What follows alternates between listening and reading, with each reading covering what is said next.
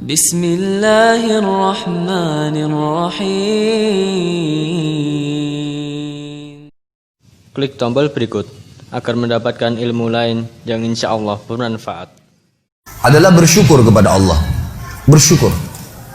Para ulama salaf kita dari sahabat dan tabi'in, tabi'in, orang-orang saleh yang sudah faham wahyu Al-Quran dan Sunnah, maka mereka selalu lisannya kalau lagi tidak ngomong sama orang dua hal, alhamdulillah atau astagfirullah. Terus begitu.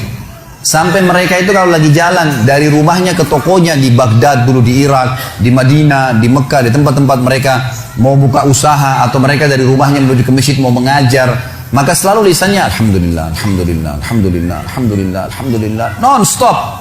Atau mereka mengatakan astagfirullah wa atubu ilaih, astagfirullah wa atubu ilaih, terus, nggak pernah berhenti, gitu kan. Maka mereka terus bersyukur. Makanya dengan syukur ini kita sudah sentil sedikit gambarannya kemarin. Saya sudah berikan gambaran kalau dengan kalimat alhamdulillah ini sebenarnya password untuk menambah rezeki. Ucapkan itu selalu. Bangun tidur suruh baca alhamdulillah, habis makan alhamdulillah, habis minum alhamdulillah, selalu ditekankan untuk ucapin itu. Maka mestinya kita ucapkan. Sayangnya kita sangat jarang sekali untuk mengucapkan kalimat ini. Bahkan teman-teman sekalian, habis sholat wajib saja, yang ada hadis Nabi SAW, siapa yang membaca subhanallah 33, alhamdulillah 33, Allahu Akbar 33, lalu dia genapkan 100-nya membaca la ilaha illallah wahdahu la syarika lahu mulku wal hamdu wa huwa ala kulli syai'in qadir, maka akan diampuni dosanya walaupun sebanyak buih di lautan. Tapi pertanyaannya, siapa yang dapat nih? Padahal kalau untuk baca ini saya pernah pakai durasi menit, teman-teman sekalian. Baca dengan sangat tenang pun itu 7 menit sudah selesai sebenarnya. Baca ayat kursinya, baca Al-Ikhlas, Al-Falaq, An-Nasnya, dengan baca subhanallah, alhamdulillah, Allah Akbar masing-masing 33 kali. Maksimal 7 menit. Tapi pertanyaan, siapa yang dapat nih? Karena banyak orang tidak menganggap penting untuk mengucapkan zikir kepada Allah, terutama masalah alhamdulillah. Maka mereka buru-buru sekali. Subhanallah, subhanallah, alhamdulillah, alhamdulillah, alhamdulillah, Allah Akbar. Apa ini? Bagaimana bisa dapat gitu kan? Bagaimana kalau seandainya Anda sedang kerja di perusahaan ingin minta dinaikkan gajinya? Bagaimana tulisannya itu, permohonannya? Kepada yang terhormat pimpinan perusahaan, dirut ya di tempat saya telah mengabdi selama 10 tahun, disebutkanlah kebaikan-kebaikannya, perusahaan ini juga baik, saya berharap bisa dinaikin 1 tingkat jabatan saja, atau dinaikin gaji saya sekian persen. Atas kerana kami ucapkan terima kasih, taruh di ruangan dirutnya. Kira-kira berani nggak pegawai ini ketuk-ketuk, mana tadi kemarin tuh yang saya sudah ajukan, gitu kan? Nggak bisa nunggu sebulan belum datang, sabar. Kenapa? Kalau doa rewel gitu. Mesti sabar kepada Allah Subhanahu wa taala. Allah tahu kebutuhan kita kok. Allah tahu kebutuhan hamba-hambanya. Bahkan kita tidak minta pun Allah tahu kebutuhan hambanya, gitu kan? Allah tahu kebutuhan hambanya. Jadi harusnya bersyukur teman-teman sekalian. Kita biasakan bersyukur kepada Allah Subhanahu wa taala. Masih ingat tadi pagi saya bilang, banyak hal-hal yang bahkan dianggap buruk oleh manusia ternyata sebuah rezeki. Seperti tadi lapar, haus, capek. Mulai sekarang jangan kalau lapar bilang aduh lapar, nggak boleh. Karena kalau tidak lapar gak enak kita makan. Mestinya alhamdulillah saya lapar. Itu aja mestinya kita syukurin. Hal-hal yang kita anggap buruk juga sebuah nikmat sebenarnya. Karena tanpa lapar tidak enak orang makan. Kalau haus, alhamdulillah saya haus. Karena memang kalau tidak haus gak enak kita minum. Begitu pula dengan capek, alhamdulillah saya capek. Karena dengan capek enak rasanya tidur itu. Tapi kalau tidak capek kita gak enak tidurnya, gitu kan? Bahkan kadang-kadang kita gelisah bangun tengah malam karena sudah terlalu banyak tidur. Coba kalau kita capek luar biasa, mestinya lisan kita mengatakan alhamdulillah. Allah menyebutkan dalil tentang pentingnya bersyukur ini di dalam surah Al-Ankabut, surah nomor 29 ayat 17. A'udzu billahi minasyaitonir rajim. Innama ta'buduna min dunillahi awthanan wa takhluquna ifka. Sesungguhnya kata Allah, semua yang kalian sembah selain Allah adalah berhala-berhala. Patunglah, pohonlah, apalah, semuanya itu berhala kata Allah. Dan kalian membuatnya dengan ifka, kedustaan. Orang yang berhala, dia sendiri yang pahat matanya, dia sendiri yang buat hidungnya, dia sendiri yang buat kepalanya, topinya, apalah. Kemudian dia anggap, oh ini Tuhan. Gimana cara? Kata Allah, ini ifka, ini kedustaan. Kalian dustain diri kalian sendiri kata Allah. Semua yang kalian sembah selain Allah itu berhala-berhala yang kalian karang-karang, kalian dustain diri kalian sendiri. Dan subhanallah, kebanyakan orang ujung-ujungnya ini karena masalah duit saja. Banyak kita ambil ruang lingkup orang Islam saja misalnya. Ada seorang dikenal namanya Badawi di Mesir. Nanti kita tarik ke Indonesia ini contohnya. Badawi ini di Mesir sebenarnya dulunya bukan seorang alim ulama, orang biasa, tapi dikenal di masyarakat. Waktu dia meninggal, karena dia sering baik sama masyarakat, ada satu masyarakat wakafin tanah di kebunnya, ini buat kuburannya si Badawi. Berjalan waktu, ahli waris pemilik kebun menjual tanah-tanah mereka, akhirnya sampai membuat kuburan tersebut berada di pinggir jalan. Lewatlah dua orang yang fasik.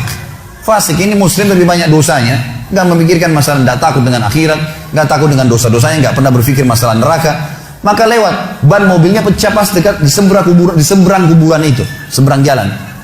Yang satu lagi perbaikin ban, yang satu ini melihat ke arah kuburan itu. Ternyata dalam hitungan 5 menit saja, itu ada 10 orang lewat. Dari 10 orang ini, 8 orang memberikan salam ke kuburan itu. Salam, seorang muslim berikan salam ke kuburan sunnah Nabi. Gitu. Orang fasik ini mengambil sebuah kaleng tua di dekat mobilnya, kemudian dia menyeberang, ditaruh di dekat kuburan itu, lalu dia pindah ke sebelah. Dilihat sama dia 5 menit ke depan lagi seperti apa. Ternyata dari 10 orang yang lewat, selain memberikan salam, ada 2 orang yang ditipin duit, masukin ke kaleng bekas itu. Dia bilang sama temannya, sebentar ada proyek nih. Dia pergi ke toko bangunan, beli semen, beli keramik, beli pagar, dirombak tuh kuburan hari itu, pasang celengan yang lebih bagus lagi. Dia sama temannya besok duduk di seberang jalan, lihat perkembangan.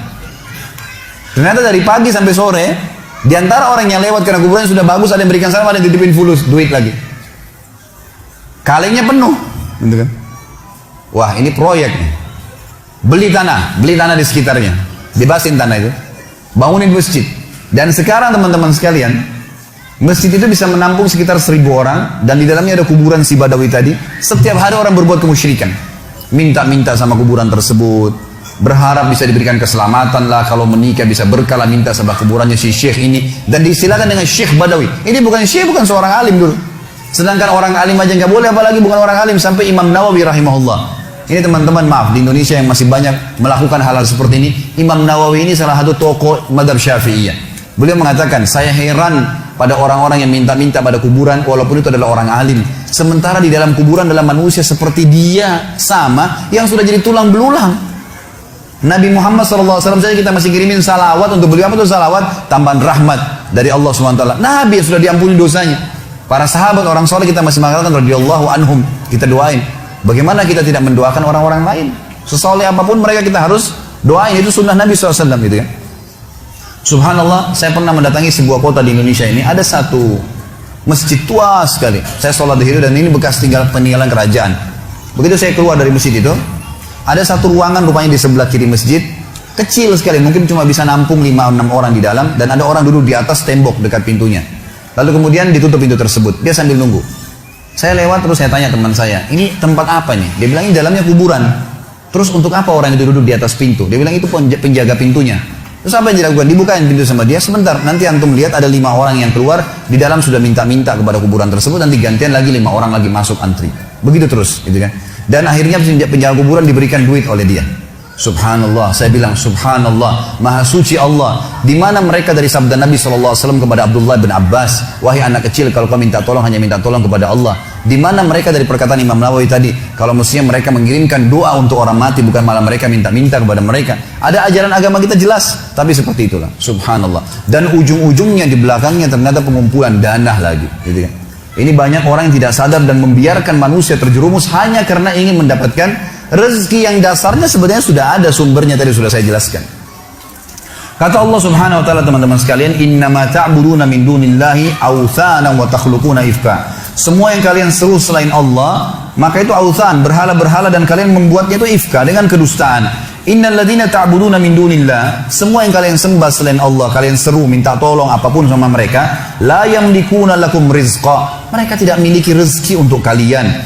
Fabtagu indallahi rizq, hanya mintalah kepada Allah satu-satunya rezeki itu. Wa'buduhu, dan patuhlah padanya. Yang dia perintahkan kerjakan, yang dia larang tinggalkan, yang halal nikmatin, yang haram tinggalkan. Washkuru lahu, ini saksi bahasan kita, dan syukuri. Alhamdulillah, alhamdulillah. Ilaihi turja'un, kalian akan dikembalikan kepadanya nanti.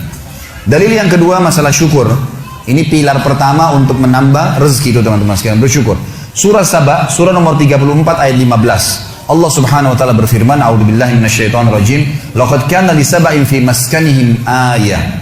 Saba ini, teman-teman sekalian, surah Saba, surah nomor 34, nama lainnya negeri Yaman.